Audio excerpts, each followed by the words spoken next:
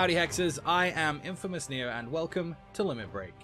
We've all had some time now to take a look at the first limited format, and today we're going to take our first look at an archetype from the new Frostheart expansion.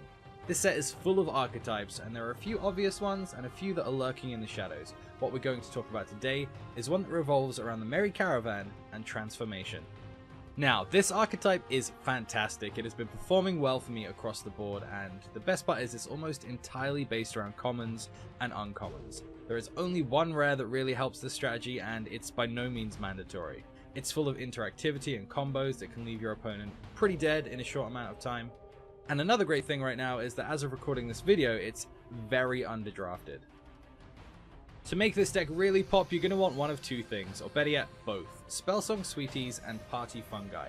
This deck will still work well without these guys, but these two are the linchpin for the combos that can lead to some seriously bonkers turns in terms of damage output. These two will trigger every time you transform a card. Spellsong will turn into a copy of that troop, and Party Fungi will give the transform troop a temporary buff of +3/+3 for the turn.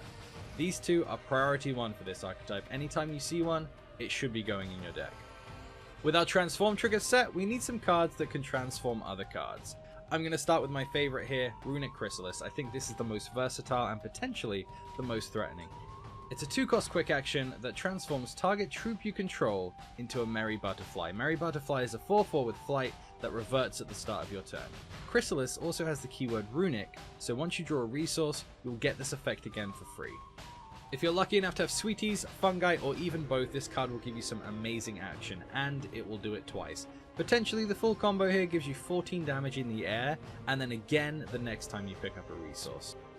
Next, we have another quick action. Go Nuts is a little more expensive than Chrysalis, but good for different reasons. First, we get 6/6 this time, and it's not a flyer. So its power in combat is much improved, but it isn't evasive. Secondly, when you play Go Nuts, you get to draw a card. So the card cantrips, and you get a little extra value. This card also combos well with Sweeties and Party Fungi for the same reasons, but one of the best ways to use this card is on an unblocked evasive troop after blocks have been declared, allowing you to sneak through 6 damage. Whimsy Witch has an interesting effect that without Fungi can be a little risky. When she attacks, she transforms into a random 4-cost troop. This can range greatly from absolute bombs to fairly weak 1/5s or 5/1s. It's still a great turn 2 play though, as you can swing well beyond your current casting cost, and it's amazing with Fungi, giving you a way to trigger that +3/+3 every single turn. Poppy Pixie is a 2/2 for 3 that turns a troop you control into a Merry Squirrel. It's really hard to complain about swinging in with a 6/6 on turn 3, and Fungi of course makes that a 9/9, and if you have Sweeties down, you can tell your opponent to prepare for trouble. Twin-Tail Squirrel and Coconomancer are both decent curve toppers. You don't want too many of them though. Titan turns another troop into a 6-cost troop when it attacks, and Coconomancer can turn any number of troops into a Merry Butterfly at the cost of 3 resources per transform. These two are decent includes as one-offs. Personally, I favour the Coconomancer a little more. Turning your board into 4/4 flyers has a better chance of closing a game, and it can do that without needing to risk itself on an attack. Belligerent Badger is the 1-cost of choice for this strategy, gaining +2/+1 and Crush when another troop transforms. This is a pretty easy trigger to hit, so think of this guy more as a 3/2 with Crush for 1. Bluebell Dryad is also a nice pickup. A 3/2 for 3 isn't anything to write home about, but its effect is valuable and potentially reusable. The first time you transform something else, you'll get to draw a card.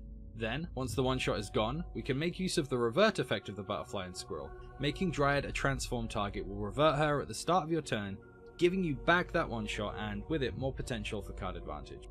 Removal choices for this shard combination are pretty good. Your removal of choice will always be Battle of Destiny. For 2 resources, you can deal damage to target troop equal to the attack power of one of your troops. And as we know, this can range from the 4 attack of the Butterfly to the 9 attack of a Fungi buffed Squirrel. So it's a pretty useful tool for dealing with troops. Plus, it has Fate Weave, so you can control your next draw. Insane power. Personally, I wouldn't turn down a Deep Freeze in any Sapphire deck. Adding cost to a card when you bounce it can be just as good as removal in most cases. Runic Downfall is a card that I can usually find space for in my deck, usually running 1 or 2. It's great for removing threats and keeping them gone with its Runic keyword. Ironmore is a decent card in any matchup, but it's great when you're against Ruby, Sapphire, or Diamond. Then it becomes a battle target troop that removes a great deal of serious threats. And finally, as far as removal goes, Rotting Chomp Knight is definitely worth mentioning. I try personally to have at least one of these when I'm in wild, and its stats make it main deckable even if you never use its effect.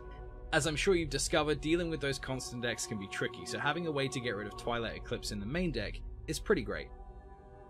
It is worth noting that Frostform cards can work really well in this deck as transform targets. Putting these guys down early for their Frostform cost and then using your transform and revert effects to bring them back to their full glory can be very powerful.